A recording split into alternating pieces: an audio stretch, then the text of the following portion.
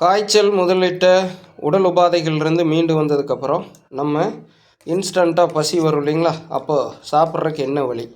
So சமைக்க முடியாத சூழ்நிலையில் இருக்கிறவங்க, தனியாக இருக்கிறவங்க கவனமாக பார்த்துங்க. நாங்கள் எப்படி பாதுகாத்துக்கிறோன்னு இப்போ பவுனம்மா தன்னுடைய காய்ச்சல்லேருந்து மீண்டு வந்து முதல்ல சாப்பிட்றாங்க. ப்ரெட்டு, கோதுமை ப்ரெட்டு.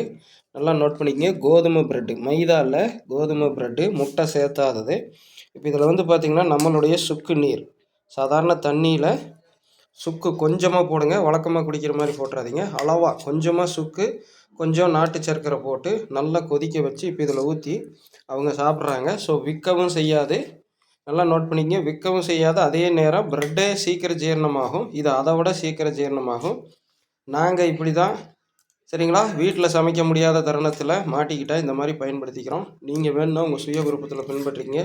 நான் சொல்லக்கூடியது சின்ன சின்ன டிப்ஸாக தான் இருக்கும், ஆனால் இது ஒவ்வொருவருடைய வாழ்க்கைக்கு அப்படி உதவும். நீங்களும் பிரச்சனையை சந்திக்கல. உதாரணமாக நடுத்தர வர்க்க மக்களுக்கும் ஏழை மக்களுக்கும் 13 வருடமாக நம்ம ரிசர்ச் பண்ணி கிடைக்கிறத வச்சுட்டு எப்படி ஆரோக்கியமாக வாழ்கிறதுன்னு வாழ்ந்து உங்கள் முன்னாடி ஆதாரமாக வைக்கிறோம். வேணுன்னா உங்கள் சுய விருப்பத்தில் பின்பற்றிங்க. மீண்டும் ஒரு முறை குறிப்பாக நடுத்தர வர்க்க ஏழை மக்களோட பகிர்ந்துக்குங்க. குறைந்த செலவில் நிறைந்த வாழ்க்கை எப்படி வாழ்கிறது, தற்சார்பு சுயசார்பு எப்படி ஏற்றுறதுன்னு வைக்கிறேன். இப்போ நான் வாங்கிட்டு வந்திருக்கிற ப்ரெட்டுடைய விலை 40 ரூபா. கிட்டத்தட்ட 2 நாளைக்கு வச்சுருந்து சாப்பிட்லாம். ஸோ முதல் பசி, ஏன்னா காய்ச்சலில் படுத்து எழுந்திரிச்சு வயிறு பார்த்திங்கன்னா அந்த சூட்டுக்கு வாய் கசப்பு இருக்குது, என்ன சாப்பிட்டாலும் பெருமளவு பிடிக்காது.